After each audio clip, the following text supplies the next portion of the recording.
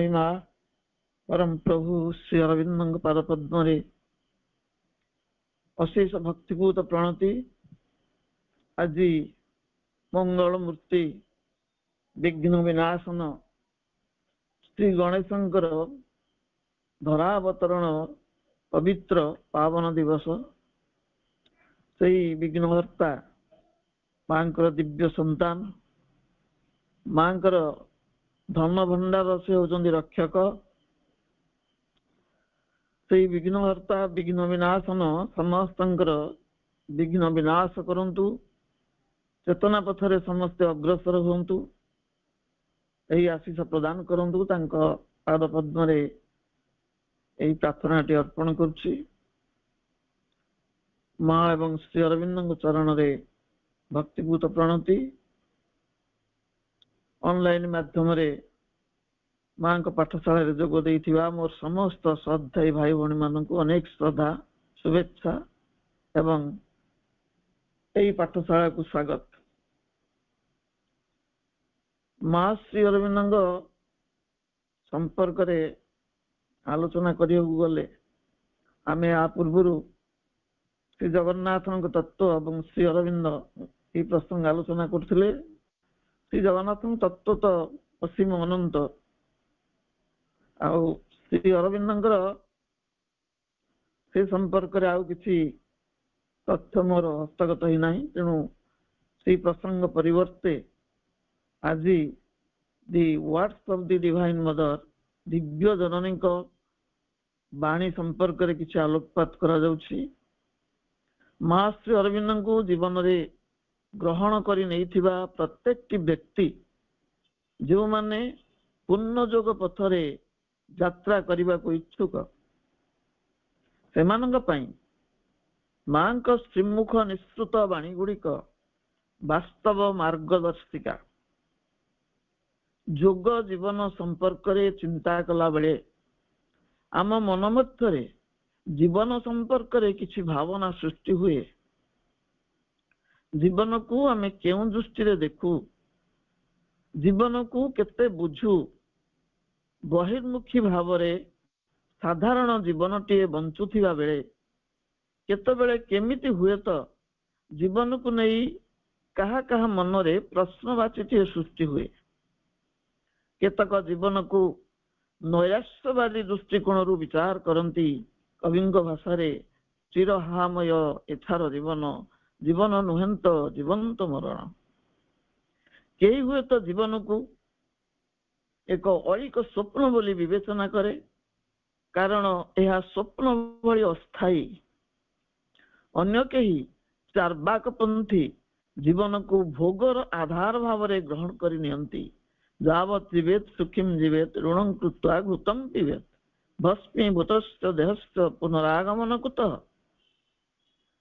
किंतु जीवन को तन्न तन्न करी विश्लेषण करिथिबा महायोगी श्री अरविंद ही जीवन यथार्थ व्याख्याकार। तांकर अनुपम वाणी अनुसार life is god, life soul tremendous theorem is thou complete. जीवन ही ईश्वर, जीवनर भयानक उपपाद्य संपूर्ण भाव रे आपण। ज्यामिति विद्या रे थियोरम बा उपपाद्य एक दुर्बोध्य विद्या, सेहीपरि जीवन मध्य दुर्बोध्य। जीवन प्रति आमर भयर कारण हेउछि अज्ञता। आम जीवन विषय जानिनु, आ अज्ञता ही सर्वदा भीतिर कारण है थाए। पुनश्च प्रभु कहउचंती our life is a paradox with God for key. जीवन एक विरोधाभास, एक प्रहेलिका जार समाधान सूत्र बा चाबी होउचंदी ईश्वर। जीवन रे दुर्बोध्य रहस्यमय उपपाद्य को भेद करिवार मार्ग हेउछि जोग। सुख दुख मिशा विरोधाभास रु सुख दुख मिशा जो विरोधाभास जीवन, ए जीवन बंचुथिबा व्यक्तिटी एक नित्य नैमितिक साधारण जीवन रे थाए। साधारण जीवन टी बंचु थाए। मातृवाणी उपक्रमणिका रूपे ଜୀବନର ତାତ୍ପର୍ଯ୍ୟ ଉପସ୍ଥାପନ କରିବାର ଉଦ୍ଦେଶ୍ୟ ହେଉଛି ଜୀବନ ନେଇ ହିଁ ଯୋଗ, ଜୀବନକୁ ନେଇ ହିଁ ଯୋଗ। କାରଣ ପ୍ରଭୁଙ୍କ ବାଣୀ ଅନୁସାରେ ଅଲ୍ ଲାଇଫ୍ ଇଜ୍ ଯୋଗ। ଜୀବନ ଗତିଶୀଳ, ତାର ପ୍ରତ୍ୟେକ ଗତିବୃତ୍ତି ହିଁ ଈଶ୍ୱରଙ୍କର ଶ୍ୱାସ ପ୍ରଶ୍ୱାସ।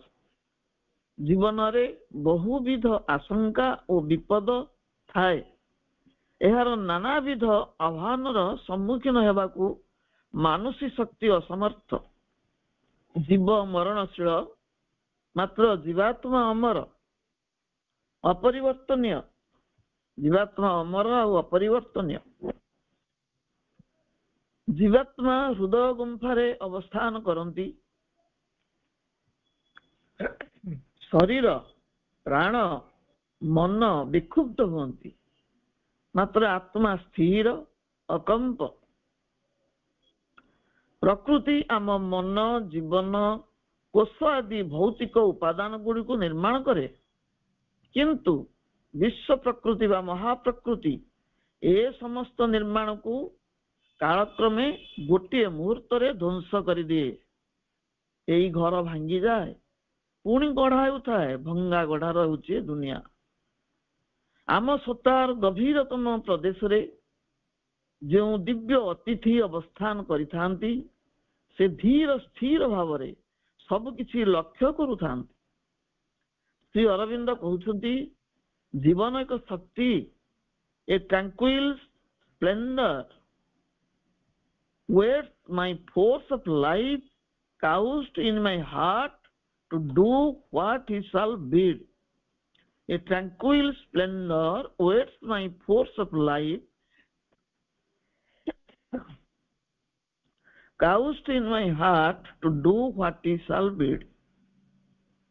ଏକ ଶ୍ରୀମୟୀ ପ୍ରଶାନ୍ତି ମୋ ହୃଦୟ ପଲଙ୍କରେ ମୋ ଜୀବନ ଶକ୍ତି ପାଇଁ ଅପେକ୍ଷାରତ। ପରମ ପ୍ରଭୁ ଯାହା ଆଦେଶ କରିବେ ସେ ତାହା ପାଳନ କରିବ। এই ଶ୍ରୀମୟୀ ଶକ୍ତି ବୋଲି କୁହାଯାଇଛି ପ୍ରାଣ ଶକ୍ତିକୁ। କାରଣ ପ୍ରାଣ ଶକ୍ତିକୁ ଶ୍ରୀ ଅରବିନ୍ଦ ସର୍ବଦା ଶକ୍ତି ହେଇଥିବାରୁ ସ୍ତ୍ରୀଲିଙ୍ଗ ବାଚକ ଶବ୍ଦରେ ବ୍ୟବହାର କରନ୍ତି। ସାଧାରଣତଃ ଜୀବନୀ ଶକ୍ତି କାମନା ଓ ଅହଂ ଦ୍ୱାରା ପରିଚାଳିତ ହେଇଥାଏ। ପ୍ରକୃତି ମରଣଶୀଳ ଆଉ ବିଚଳିତ ଏବଂ ପରିବର୍ତ୍ତନଶୀଳ। ଆଉ ପ୍ରକୃତି ହେଉଛି ବନ୍ଧନ ଯୁକ୍ତ। ପ୍ରକୃତିର ମୃତ୍ୟୁ ହୁଏ ଏବଂ ସେ ପରିବର୍ତ୍ତିତ ବି ହୁଏ, କିନ୍ତୁ ପ୍ରକୃତି ବନ୍ଧନ ଭିତରେ ଥାଏ। ଆତ୍ମା ସହିତ ପ୍ରକୃତିର ସମ୍ବନ୍ଧ ସ୍ଥାପିତ ହେଲେ ସେ ଆତ୍ମାର ଗୁଣ ଧର୍ମ ତଥା ସାର୍ବଭୌମତ୍ୱ, ସ୍ଥିରତା, ଅମରତ୍ୱ ଓ ଅନନ୍ତତ୍ୱ ପ୍ରାପ୍ତ କରିବ। ଯେତେବେଳେ ଆମର ପ୍ରକୃତି ଆତ୍ମା ସହିତ ସମ୍ପର୍କିତ ହବ, ସେତେବେଳେ ତାର ଗୁଣଧର୍ମ ବଦଳିଯିବ। ତା ଭିତରେ ଆସିବ ସାର୍ବଭୌମତ୍ୱ, ସ୍ଥିରତା, ଅମରତ୍ୱ ଆଉ ଅନନ୍ତତ୍ୱ। Nature in me one day like him shall sit victorious, calm, immortal, infinite. Nature in me, ପ୍ରଭୁ କହୁଛନ୍ତି, nature in me one day like him shall sit victorious, calm, immortal, infinite. ଇନ୍ଦ୍ରିୟ ମାନେ ହଉଛନ୍ତି এই ପ୍ରକୃତି ମୋ ମଧ୍ୟରେ ଅବସ୍ଥାନ କରିବ, ଦିନେ ନା ଦିନେ ଅବସ୍ଥାନ କରିବ ବିଜୟୀ ଭାବରେ, ଶାନ୍ତ ଭାବରେ ଏବଂ ଅନନ୍ତ ଆଉ ଅମର ଭାବରେ। ଇନ୍ଦ୍ରିୟ ମାନେ ଦ୍ୱାର ସଦୃଶ। ଆମର ଯେତେ ଗୁଡ଼ିଏ ଇନ୍ଦ୍ରିୟ ଅଛନ୍ତି ଏମାନେ ସବୁ ଦ୍ୱାର। ଏମାନେ ବହିର୍ମୁଖୀ ହେଇଥାନ୍ତି, ବାହାରକୁ ଏମାନେ ପ୍ରୋଜେକ୍ଟେଡ, ବହିର୍ମୁଖୀ ହୋଇ ସମସ୍ତ ବାହ୍ୟ ସୁଖ ଦୁଃଖର ଅନୁଭୂତି ପ୍ରାପ୍ତ କରନ୍ତି। ହତାଶା, ନିରାଶା ବୋଧ ଆଣିଥାନ୍ତି। ସେଗୁଡ଼ିକ ଦିବ୍ୟ ଅନ୍ତଃପୁରୁଷଙ୍କ ଆଡକୁ ଖୋଲିଗଲେ ସବୁ କିଛି ବଦଳିଯିବ। ମାନେ ବହିର୍ମୁଖୀ ନ ହେଇ ଯେତେବେଳେ ଅନ୍ତର୍ମୁଖୀ ହେବେ ଆମ ଇନ୍ଦ୍ରିୟ ମାନେ, ଜୀବନର ଗତିପଥ ବଦଳିଯିବ। ସମସ୍ତ ଇନ୍ଦ୍ରିୟ ପରମାନନ୍ଦଙ୍କ ସୁବର୍ଣ୍ଣମୟ ପ୍ରବେଶ ଦ୍ୱାରରେ ପରିଣତ ହେବେ। इंद्रिय गुड़िक खोलीजिवे से परम आनंदता मध्य को प्रवेश करेंगे। प्रभु कहते my senses change into gates of gold of bliss, my senses change into gates of gold of bliss. परमानंदर प्रवेश पथ पालटि जिवे मोर इंद्रिय माने।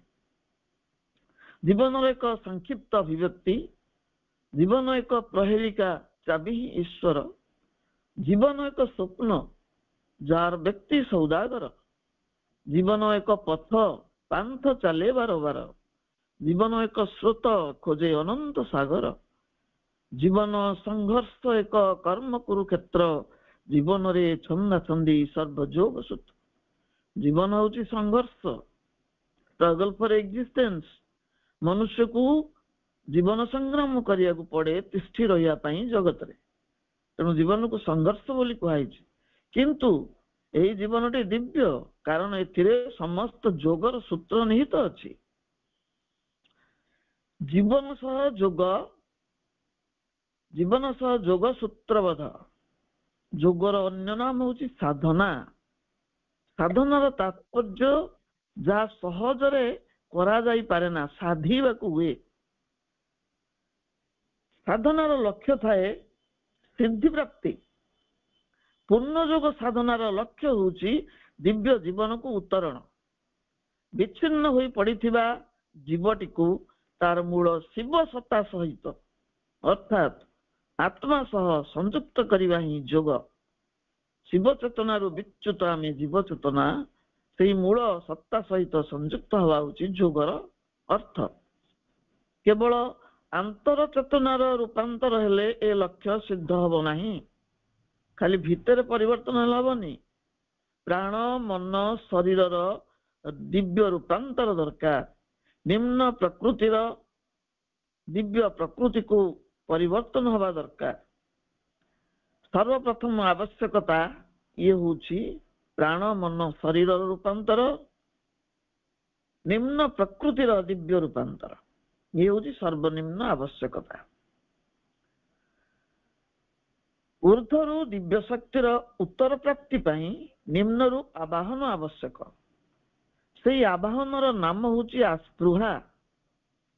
साधनार बाधक आसुरिक पैशाचिक शक्तिर विरोध। ये साधनार बाधा सृष्टि करती आसुरिक और पैशाचिक शक्ति माने। एमाने छलनार प्रतीक। सेमानक सह संग्राम अविरत। संग्रामर शेष पर्याय एक चरम अवस्था, अत्यंत संघर्षपूर्ण। कारण सेमानक शक्ति और चेतनारे मध्य सेमाने दिव्य शक्ति परि प्रत्यमान होती। चिन्ह हुए ना सेमानक, सेमाने दिव्य शक्ति भली प्रत्यमान होती। सेमानक कबलरू मुक्ति पाई दिव्य कृपार हस्तक्षेप अनिवार्य। मनुष्य तार मानसिक प्रयास रे एई पैशाचिक आसुरिक शक्ति मानकर कबलरू मुक्त हो पारिबो नाही। दिव्य कृपार हस्तक्षेप आवश्यक। दिव्य कृपा हेले मायाबद्ध जीवन बंधन मुक्त हेबो। से आदेश मिली सारिछ हमकु। जुगे जुगे भारत वर्ष ही लीलावतारंकर दिव्य कृपार लीला क्षेत्र। सेतिपई मा कहउछंती India is the place where will be decided the fate of the universe। विश्वर भविष्यत भारत भूमि रे ही निर्धारित हेबो। पूर्ण जोगर प्रथम शर्त होउची, प्रथम शर्त कोन आरंभ शेष पर्यंत गोटे शब्द रही समर्पण। निजर कौन समर्पण करिवा? निजर समस्त धार्मिक गतिवृत्ति जाको छाड़ियो आम सहजे प्रस्तुत नुह। निम्न प्रकृति छाड़ी दे पारू, किंतु ये धार्मिक प्रकृति प्रवृत्ति को छाड़ी परिबानी। निजर समस्त धार्मिक गतिवृत्ति नीति अनीति उचित अनुचित भेद भावना को समर्पण करिया को हेबो। कारण व्यक्ति से धार्मिक और नैतिक श्रृंखल रे अद्यावधि बांधी हुई रही। जेहेतु पुण्यर पोशाक उतारिबा को खोलिबा को व्यक्ति एपर्यंत प्रस्तुत है नहीं। ସେଥିପାଇଁ ମାତୃବାଣୀ ହେଉଛି ଡବ୍ ଦି ରୋବ୍ସ ଅଫ୍ ଭର୍ଚ୍ୟୁ। ସର୍ବପ୍ରଥମେ ପୁଣ୍ୟର ପୋଷାକକୁ ଖୋଲ, ତୁମର ଅରିଜିନାଲ ରୂପଟାକୁ ମୋତେ ଦେଖାଅ। ଓପନ୍ ଟୁ ଦ ମଦର। ଅନେକ ସମୟରେ ଆମ ଅଜ୍ଞତାରେ ସମର୍ପଣଟି ସର୍ତ୍ତମୂଳକ ବି ହେଇଥାଏ। ଅନ୍ତରାଳରେ କିଛି ଦାବି କରିବାର ଭାବ ଗୁପ୍ତ ଭାବରେ ଥାଏ, ଜଣା ପଡେ ନା। ଦାବି କଲେ କିଛି ପୂରଣ ହେଇପାରେ, ମାତ୍ର ଦାବି ନ କଲେ ଭଗବାନ ପ୍ରାପ୍ତ ହୁଅନ୍ତି, ମା ପ୍ରାପ୍ତ ହୁଅନ୍ତି। ଦାବି କଲେ ଆମର ଆବଶ୍ୟକ ଜିନିଷ ପୂରଣ କରିପାରନ୍ତି ଦିବ୍ୟ ଜନନୀ, କୃପାମୟୀ, କରୁଣାମୟୀ ମା ସେ। କିନ୍ତୁ କିଛି ଦାବି ନ କଲେ ସ୍ୱୟଂ ସେ ହିଁ ପ୍ରାପ୍ତ ହୁଅନ୍ତି। ଆମ ସାଧନାର ଲକ୍ଷ୍ୟ କେବଳ ରୂପାନ୍ତର, ସାଧୁ ସନ୍ଥ ସନ୍ନ୍ୟାସୀ ତପସ୍ୱୀ ବୋଲେଇବା ନୁହେଁ, କେବଳ ଦିବ୍ୟ ଜନନୀଙ୍କ ହାତରେ ଅବୋଧ ଶିଶୁତୁଲ୍ୟ ନିଜକୁ ଛାଡ଼ିଦବା। ପ୍ରକୃତିର ଧୀର ମନ୍ଥର ପରିବର୍ତ୍ତନ ଯୋଗ ଦ୍ୱାରା ଦ୍ରୁତ, ତ୍ୱରାନ୍ୱିତ ଓ ସଂକ୍ଷିପ୍ତ ହେଇଥାଏ। ପ୍ରକୃତି ତା ମନମାନିରେ ପରିବର୍ତ୍ତିତ ହେବାକୁ ଚାହିଁଲେ ତାର ଗତି ଅତି ମନ୍ଥର, କିନ୍ତୁ ଯୋଗ ଆକୁ ତ୍ୱରାନ୍ୱିତ କରେ। ଶରୀର, ପ୍ରାଣ ଓ ମନ ଯୋଗ ରହୁଛନ୍ତି ମାଧ୍ୟମ। ଦିବ୍ୟ ଚେତନାରେ ହଜିଯିବା ନୁହେଁ, ଦିବ୍ୟ ଚେତନାର ଜଡ଼ ମଧ୍ୟକୁ ଅବତରଣ ଓ ଜଡ଼ର ରୂପାନ୍ତର ହେଉଛି ପୂର୍ଣ୍ଣ ଯୋଗର ଲକ୍ଷ୍ୟ। ଆମେ ଦିବ୍ୟ ଚେତନାରେ ହଜିଯିବା ନାହିଁ, ପୁରାତନ ମୁନି ଋଷି ମାନଙ୍କ ଭଳି। ଦିବ୍ୟ ଚେତନାର ଅବତରଣ କେମିତି ହବ? ଏଇ ଜଡ଼ ମଧ୍ୟକୁ, ଏବଂ ଜଡ଼ର ରୂପାନ୍ତର ସମ୍ଭବ ହବ। ଏଇ ସ୍ଥୂଳ ଜୀବନ ହିଁ, ଆମର ଏଇ ସ୍ଥୂଳ ଜୀବନ, ସାଂସାରିକ ଜୀବନ ହେଉଛି ଯୋଗର ଉପଯୁକ୍ତ କ୍ଷେତ୍ର। ସ୍ଥୂଳ ଜୀବନ ହିଁ ରୂପାନ୍ତର ପାଇଁ ପ୍ରକୃତ କ୍ଷେତ୍ର। ସମର୍ପଣର ସର୍ବଶ୍ରେଷ୍ଠ ମାଧ୍ୟମ ହେଉଛି ନିଷ୍ଠା। ନିଷ୍ଠାର ଅର୍ଥ ଆନ୍ତରିକତା। ଆଉ ସର୍ବପ୍ରଧାନ ଶତ୍ରୁ ହେଉଛି ଅହଂବୋଧ, ଯାହା ଦିବ୍ୟ କୃପାର ଗତିରୋଧ କରେ। ଅହଂବୋଧଟି ଯୁକ୍ତି ପ୍ରବଣ, ବହୁତ ଯୁକ୍ତି କରେ, ମାତ୍ର ଯୁକ୍ତିର ଊର୍ଦ୍ଧ୍ୱରେ ଥାଏ ଜ୍ଞାନ। ଅହଂବୋଧଟି ଯୁକ୍ତି ଭିତରେ ଥାଏ, ତାର ଊର୍ଦ୍ଧ୍ୱକୁ ରହିଥାଏ ଜ୍ଞାନ। ଜ୍ଞାନର ଊର୍ଦ୍ଧ୍ୱରେ ଥାଏ ବିବେକ, ବିବେକର ଊର୍ଦ୍ଧ୍ୱରେ ଥାଏ ଦିବ୍ୟ ଜ୍ଞାନ, ଏବଂ ଦିବ୍ୟ ଜ୍ଞାନର ଊର୍ଦ୍ଧ୍ୱରେ ସର୍ବୋଚ୍ଚ ସ୍ତରରେ ଥାଏ ଦିବ୍ୟ କୃପା। ସର୍ବନିମ୍ନ ସ୍ତରରେ ଅହଂବୋଧ ଥାଏ ଆମର, ସବୁବେଳେ ଯୁକ୍ତି କରେ। ତା ଊର୍ଦ୍ଧ୍ୱକୁ ଥାଏ ଆମର ଗୋଟେ ସାଧାରଣ ଜ୍ଞାନ। ସେ ସାଧାରଣ ଜ୍ଞାନର ଊର୍ଦ୍ଧ୍ୱକୁ ଥାଏ ବିବେକ, ବିବେକର ଊର୍ଦ୍ଧ୍ୱକୁ ଥାଏ ଦିବ୍ୟ ଜ୍ଞାନ। କିନ୍ତୁ ଏ ଚରମ ସିଦ୍ଧି ନୁହଁ। ଦିବ୍ୟ ଜ୍ଞାନର ଊର୍ଦ୍ଧ୍ୱରେ ଥାଏ ସର୍ବୋଚ୍ଚ ସ୍ତରରେ ଦିବ୍ୟ କୃପା। ମା ତାଙ୍କର ଦିବ୍ୟ ବାଣୀରେ କାଠଚମ୍ପା ଫୁଲର 5ଟି ପାଖୁଡାରେ ନିହିତ ଥିବା 5ଟି ଦିବ୍ୟ ଗୁଣ ସମ୍ପର୍କରେ କହିଛନ୍ତି। ଦିବ୍ୟ କୃପା ପ୍ରାପ୍ତ କରିବାକୁ ହେଲେ ଏ 5ଟି ଦିବ୍ୟ ଗୁଣକୁ ଆୟତ କରିବା ଆବଶ୍ୟକ। ସର୍ତ୍ତହୀନ ସମର୍ପଣର ସର୍ବପ୍ରଥମ ସୂତ୍ର ହେଉଛି ଆନ୍ତରିକତା। ମା ଏଇ ନାମଟିକୁ ସର୍ବପ୍ରଥମେ ଉଲ୍ଲେଖ କରୁଛନ୍ତି, ସିନ୍ସିୟରିଟି ବା ଆନ୍ତରିକତା, ଯୋଉଟା ମାତୃ କୃପା ପ୍ରାପ୍ତ କରିବାର ପ୍ରଥମ ସୋପାନ।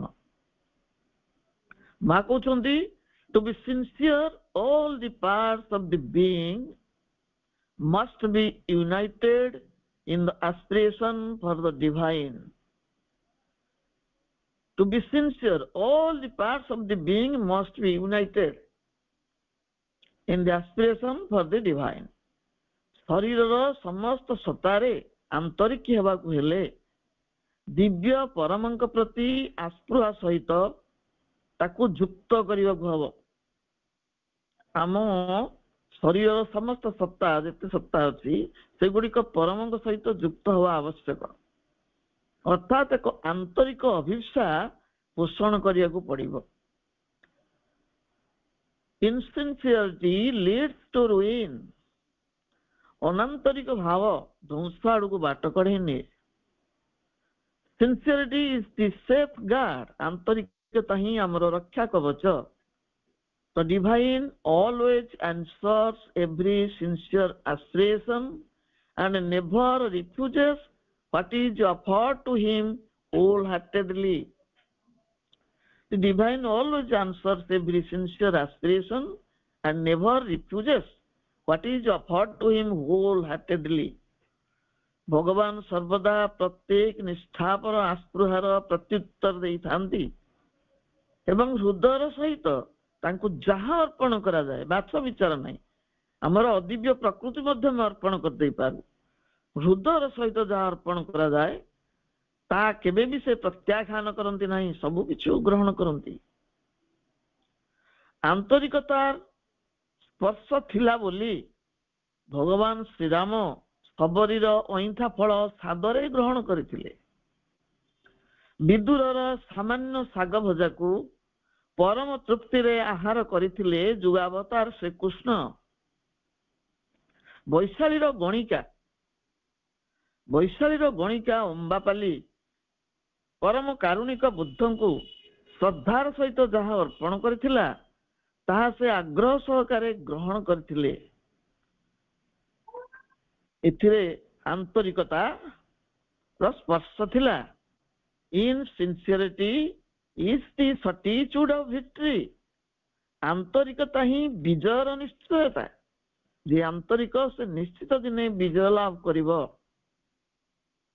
B sincere and the divine will be always with you ई मांकर वाणी be sincere and the divine will be always with you तुम्हें निष्ठापर हुओ परम कारुणिक भगवान सर्वदा तुम सहित अवस्थान करिवे if honestly you say to the divine I want only thee the divine will arrange the circumstances in such a way that you will be compelled to be sincere तुम्हें जदि प्रकृत रे आंतरिक हेबारे निष्ठापर हेबा पई प्रार्थना कर आंतरिक भावरे कर मु निष्ठापर हेबी भगवान एभली परिस्थिति सृष्टि करिवे जे तुम्हें आंतरिक हेबा को बाध्य हेबो भगवान ता करे नेबे जे कोन मते the moment you feel unhappy you may write beneath it I am not sincere the moment you feel unhappy you may write beneath it I am not sincere मां कहउछंती जदि केते बेले विषन्नता अनुभव करूछ ताहले ता तळे लिखि दियो कोन लिखिबा तळे लिखि दियो मु आंतरिक नुहे वास्तव रे जीवनर बहुभाग समय आमे विषन्नता मध्यरे बितेई थाउ तार तात्पर्य आमे कदापि निष्ठावान होई पारि नाहु अवश्य संपूर्ण निष्ठापर हवा एक दुर्ह कार्य मात्र सचेतन भावे बारंबार उद्यम अब्याहत रखिले दिने ना दिने तार सुफल आमको प्राप्त हब उद्यम किंतु जारी रखिया हब कहीं आमे जानी रखिबा आवश्यक जे योग इज ए कंटिन्यूअस प्रोसेस थरे अदे ध्यान रे बसी गेले हब नहीं it is a continuous process सांसारिक जीवनर समस्त व्यस्तता एवं कर्म बहुलता मध्यरे ए योग अब्याहत रही पारे आमर जीवन कर्ममय तादु निर्दिष्ट समय बाहर करी योग करिवार आवश्यकता नहीं प्रति मुहूर्त रे हमें योगयुक्त होई परिबा सेति अभ्यास करिया पड़िबो नियमित अभ्यास आवश्यक एइथिबे गीतारे कुआ जायछि अभ्यास योगयुक्तेन अभ्यास द्वारा जने योग सहित युक्त हुए निश्चित भाव रे आंतरिकता एक कठोर साधना बहु साधक एथिपई योग भ्रष्ट हेइछन्ति मात्र मां कहउछन्ति sincerity is safety protection guide ultimately it is transforming power sincerity is safety protection guide ultimately it is transforming power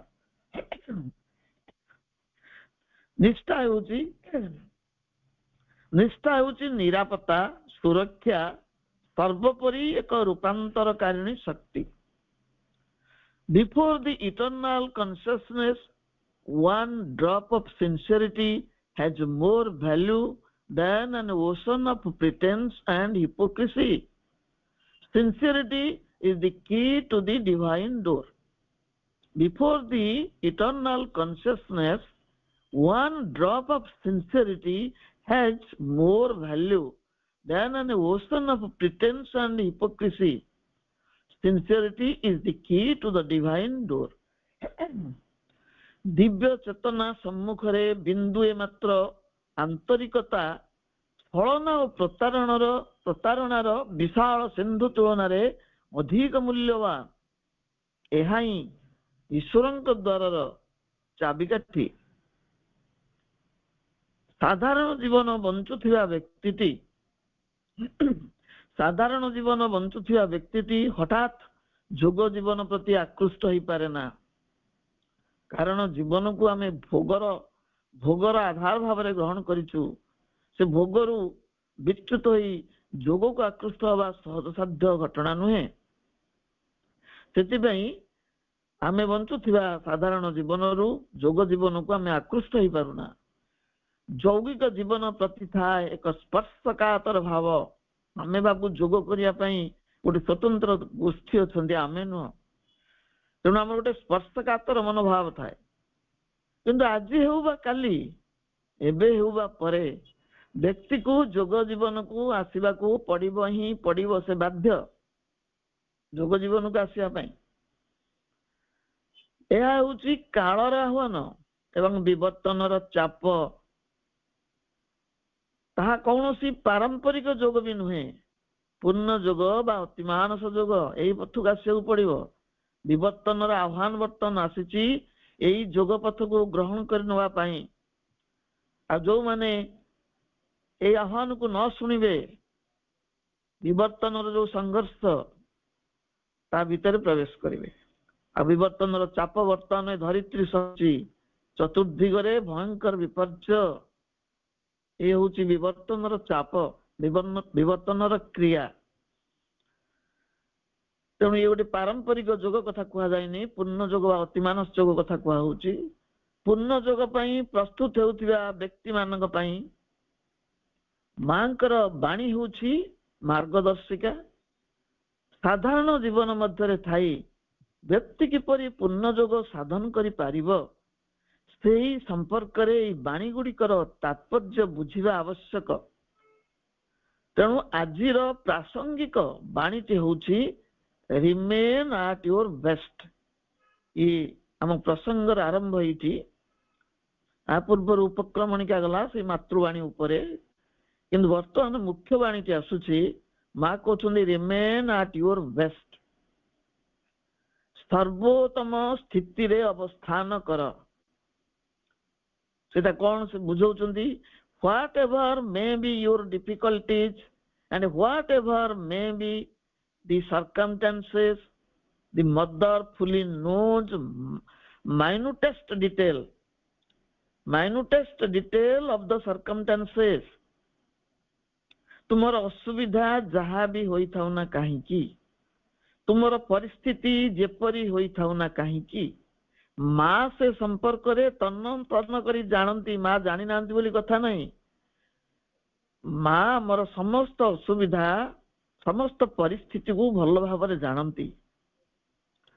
When we lose our temper and get irritated in our work, and knowing that fully well, she says, whatever may be the circumstances, rudeness or curt behavior is never permissible. जितेबेले आमे क्रोध परवश हेउ, निज कार्य को नहीं विरक्ति बोध करू, से कथा माँ भल भाव जानी पारती। आमे सब आम गोटे कंप्लेनिंग नेचर अच्छी। आमको जो कामटा दि जाए आम करूना, अभियोग आणु, कामर दोष दो, आम निज दोष आम देखुना। कंप्लेनिंग नेचर अच्छी एवं असंतोष भाव अच्छी। जितेबले आम क्रोध परवश हेउ, निज कार्य को नहीं किसी विरक्ति बोध करू, से कथा माँ भल भाव जानी पारती। एवं से माँ कहती परिस्थिति जहाँ भी होना कहीं तुमर रुक्ष आचरण बा कर्कश वचन प्रकाश करिवार अनुमति कदापि तुमको दिया जाए नहीं। परिस्थिति जहाँ भी हो तुम्हें कर्कश आचरण करि परिबनी, कर्कश वचन कहि परिबनी, रुक्ष आचरण करि परिबनी, ए अनुमति तुमको मिलेनी। अर्थात कार्य वा परिस्थिति को नहीं विरक्ति असंतोष वा प्रतिक्रिया प्रकाश करने को निषेध करा जाइछि। किंतु आमे सब तो रिएक्शनरी ना, प्रतिक्रियाशील, प्रत्येक क्रियार प्रतिक्रिया हम प्रकाश करिताउ। There are difficulties in our way, but mother says that as a rule our difficulties, our troubles are always such that we do have capacity of overcoming them. There are difficulties in our way, but mother says that as a rule our difficulties, our troubles are always such that we do have capacity of overcoming them. माँ कहउछंती आम जीवन पथरे असुविधा सब रहिबो, आम जीवन पथरे असुविधा रहिछि, नियमत आमर ए असुविधा बा गोलमालिया स्थिति सब आसी थाए। काई आसताए ना एथि पई जे आमे जेपरि से सब को अतिक्रम करबा को समर्थ हेबु। सेडिको परीक्षा भावरे आसे जे आमे तक केमते अतिक्रम करूछु। If we can remain at our best, we shall always be able to tackle the situation without losing control. आमे जदि हमर सर्वोत्तम स्थिति रे अवस्थान करू, विचलित न हो। सर्वोत्तम स्थिति होची कोनोसी घटना रे कोनोसी परिस्थिति रे विचलित न हेबा, अविचलित रहिबा, सेटा होची सर्वोत्तम स्थिति। आमे जदि हमर सर्वोत्तम स्थिति रे अवस्थान करू ताहेले आमे सर्वदा नियंत्रण न हरई सही परिस्थिति को संभाली पारिबु। Remember, each time we lose control of ourselves, each time we get angry or we have to use the outer means, that at that moment we have fallen low and we could not rise up to this situation. माँ कहउछंती मने रख, आमे प्रत्येक थर जेतेबेले आम उपरु नियंत्रण हरई बसु, जेते थर आमे क्रोध परवश ही उठू किंबा से समय रे आमे अन्य किछि बाह्य उपाय अवलंबन करबा को चेष्टा करू, तेबे कोन हुए ना अतल को आमर पतन घटे। जो पतन बा परिस्थिति रु आ ऊर्ध्व को उठिबा संभव हुए नाही। In everything, in every way, it boils down to one rule: always endeavor to make progress. Try to be your true self, even if you have not been able to do it today. You must be able to do it tomorrow, but the full effect must be there. प्रत्येक क्षेत्र रे प्रति मुहूर्त रे गोटे नियम को ज्वलंत भावे जागृत करी रखिया को हेबो जे सर्वदा अग्रगति पई निरंतर उद्यम, ता सहित निजर यथार्थ सतारे परिणत हेबा को प्रयास करिबा। माँ कहउछिन जदियो तुमे एहा साधन करिबारे आज असमर्थ होउछो, किंतु आगामी काली निश्चय सफल हबो। मात्र एही भावर पूर्ण प्रभाव सर्वदा रहिबा आवश्यक। एही भाव, विश्वासर भाव, आज जहाँ संभव हैनी काली ता निश्चय संभव हबो, एक आशावादर सूचना ये माँ हमको दउचंदी। प्रकृत समस्याटी हेउछि आमे हमर सही यथार्थ सत्ता प्रति सचेतन हेई पारि नाहु। मन प्राण द्वारा परिचालित हेउथिबारु आमे सर्वदा व्यग्र उद्विग्न हेई पडु। तत्काल फल लाभर एक राजसिक व्यग्रता हमको आयत्त करि नै थाए। प्रीतिकर हेउ बा अप्रीतिकर हेउ, घटनाटीर पश्चातरे रहस्यावृत थिबा सत्य निकटरे आमे पहुंची पारु न थिबारु समस्त जटिल समस्यार सम्मुखीन हो। जो घटना घटुची ତା ପଶ୍ଚାତରେ କଣ ରହସ୍ୟ ରହିଛି, କାହିଁକି ସେ ଘଟୁଛି, ଆମେ ସେଠି ପହଞ୍ଚି ପାରୁନା ବୋଲି ଆମେ ଏଭଳି ଅସୁବିଧାର ସମ୍ମୁଖୀନ ହଉ, ସମସ୍ୟାର ସମ୍ମୁଖୀନ ହଉ। ଆମର ଯଥାର୍ଥ ସତ୍ୟ ସତାଟିକୁ ଆବିଷ୍କାର କଲା ପରେ ଯାଇ ଆମେ ସର୍ବୋତ୍ତମ ସ୍ଥିତିରେ ରହିପାରିବା। କେଉଁଠି ନା କେଉଁଠି ଆମର ଅପୂର୍ଣ୍ଣତା ଥିବାରୁ ଆମେ ବାରମ୍ବାର ବିଫଳତାର ସମ୍ମୁଖୀନ ହେଇଥାଉ। ମାତ୍ର ଏଥିରେ ବିଚଳିତ ହେଲେ ବା ଭାଙ୍ଗି ପଡ଼ିଲେ ସମସ୍ୟାର ସମାଧାନ ହେଇପାରିବ ନାହିଁ। ବିଫଳ ହେଲେ ଭାଙ୍ଗି ପଡ଼ିବାନି, ମନେ ରଖିବାକୁ ହବ ଫେଲିୟର ଇଜ ଦି ପିଲାର ଅଫ ସକ୍ସେସ। ପରାଜୟ ପରେ ବିଜୟର ଆନନ୍ଦ ବହୁଗୁଣିତ ହେଇଥାଏ। ଗୋଟିଏ ଶିଶୁ ଠାରୁ ଆମକୁ ଅନେକ କିଛି ଶିଖିବାର ଅଛି। ତାର ଅଜ୍ଞାତରେ ସେ ଅଭ୍ୟାସର ଯୋଗ କରୁଥାଏ, ଥରକୁ ଥର ପଡ଼ି ତଳେ ଚାଲ ଏଇ ଅଭ୍ୟାସର ବଳେ। ଶ୍ରୀ ଅରବିନ୍ଦ ଲାଇଫ ଡିଭାଇନ ଗ୍ରନ୍ଥରେ ସପ୍ତ ଅଜ୍ଞାନତା ସମ୍ପର୍କରେ ଉଲ୍ଲେଖ କରିଛନ୍ତି। ସେଥିରୁ ଗୋଟିଏ ହଉଛି ମନସ୍ତାତ୍ତ୍ୱିକ ଅଜ୍ଞତା, ସାଇକୋଲୋଜିକାଲ ଇଗ୍ନୋରାନ୍ସ। ସେଥିରୁ କିଛି ଅଂଶ ପ୍ରସଙ୍ଗ ଭିତ୍ତିକ ଆଲୋଚନା ଭାବରେ ଉପସ୍ଥାପିତ ହଉଛି। ଜୀବନର ବିକାଶରେ ଚେତନାର ବହୁ ସ୍ତର ରହିଛି। ଆମର ତଥାକଥିତ ପାପ ପୁଣ୍ୟ, ଭୁଲ ଭ୍ରାନ୍ତି, ତ୍ରୁଟି ବିଚ୍ୟୁତି ମଧ୍ୟ ବିବର୍ତ୍ତନ ଧାରାର ଏକ ଏକ ସୋପାନ ସଦୃଶ ସାହାଯ୍ୟକାରୀ ଅଟନ୍ତି। ଏଥିପାଇଁ ଦୁଃଖ କରିବାର, ଅପରାଧ ବୋଧ ଆଣିବାର କୌଣସି କାରଣ ନାହିଁ। ଚେତନାର ଯୋଉ ସ୍ତର ଅଛି ସେ ସ୍ତରକୁ ଉଠିବାକୁ ହେଲେ ସେଠି ସାହାଯ୍ୟକାରୀ ଆସନ୍ତି। ସେ ପାପ ପୁଣ୍ୟ ହେଇକି ଆସିପାରନ୍ତି, ଭୁଲ ଭ୍ରାନ୍ତି ହେଇକି ଆସିପାରନ୍ତି, ତ୍ରୁଟି ବିଚ୍ୟୁତ ହେଇକି ଆସିପାରନ୍ତି। ଏମାନେ ବିବର୍ତ୍ତନ ଧାରାର ଗୋଟେ ଗୋଟେ ସୋପାନ ଏବଂ ସାହାଯ୍ୟକାରୀ ଅଟନ୍ତି। ଏହି ସତ୍ୟଟିକୁ ଶ୍ରୀ ଅରବିନ୍ଦ ମହାକାବ୍ୟ ସାବିତ୍ରୀର 7ମ ଅଧ୍ୟାୟ 4ର୍ଥ ସର୍ଗରେ ପ୍ରକାଶ କରିଛନ୍ତି।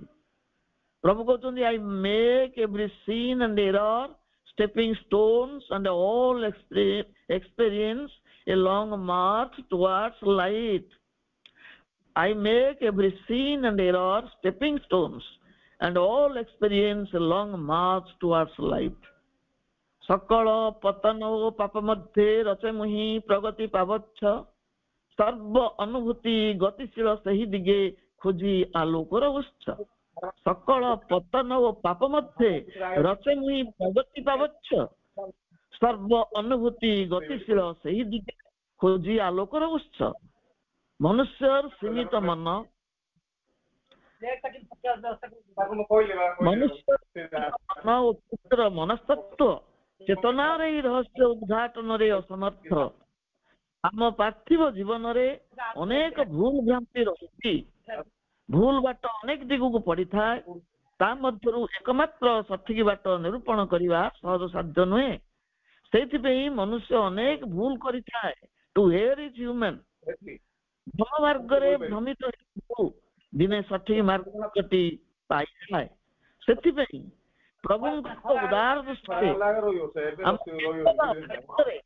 संगठित होउथिबा भूल भ्रांतिर मध्य किछि तात्पर्य रहिछि।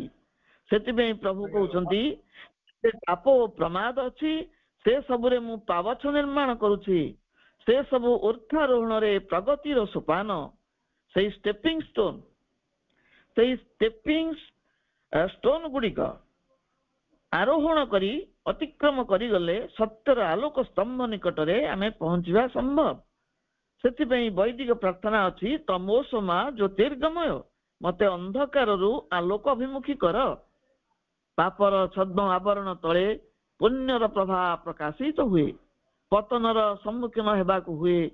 अज्ञानतार बाह्य आवरण को विदीर्ण करी ज्ञान सूर्य को आविष्कार करिया पई आमे पतनर काहेकि सम्मुखीन हो, अज्ञानतार बाह्य आवरण अभ्यंतर रे जो ज्ञान सूर्य अछंती तांको आविष्कार करिया पई।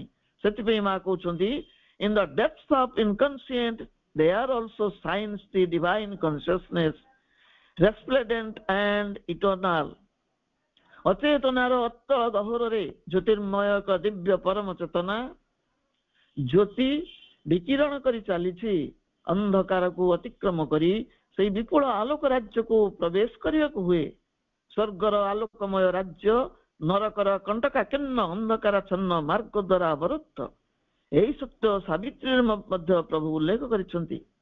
भूल ठीक पाप पुण्यर प्रहेलिकार छंदी होइथिबा साधारण मनुष्यटी ପ୍ରତ୍ୟେକ ଘଟଣା ପଛରେ ଥିବା ମନସ୍ତାତ୍ତ୍ୱିକ ରହସ୍ୟଟିକୁ ବୁଝି ନ ପାରି ପ୍ରତିକ୍ରିୟାଶୀଳ ହୋଇ ଉଠେ। ମା କହୁଛନ୍ତି, truly to attain the goal none can escape the need of innumerable experiences of every kind and every instant।